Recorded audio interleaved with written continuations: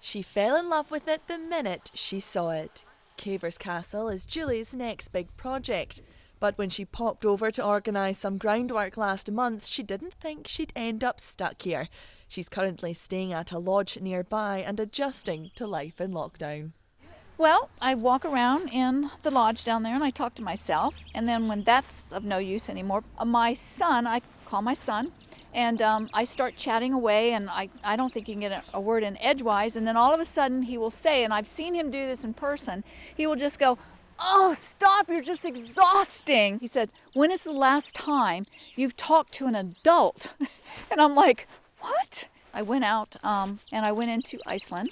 I am met at the door by a staff worker, and she is wiping down the cart with her gloves on, and she goes, "This is your assigned cart, or trolley, while you're in here, and I've wiped it down. We're wiping each one down as they do it." And I go, well, I'm thinking to myself, I didn't really need a trolley today, but because I'm only looking for like champagne to survive down at the lodge alone.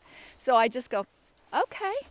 It's not quite the trip she planned, but you can't say Julie isn't following our social distancing rules, being all the way out here, acres of wilderness and not another human being for miles.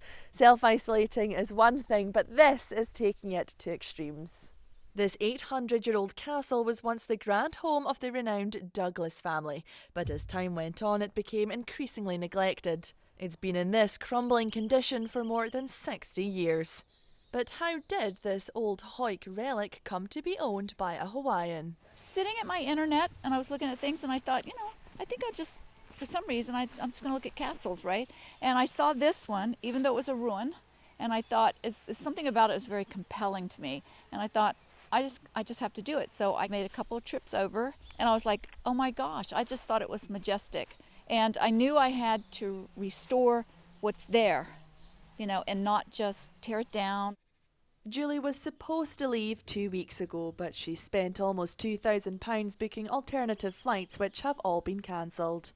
For the time being, she says she is enjoying the Border's countryside and is of course planning to spend a lot of time here during the renovations, but for now she's keen to get back to Hawaii. And I think we can all sympathise with that. Clare McNeill, ITV News, Cavers.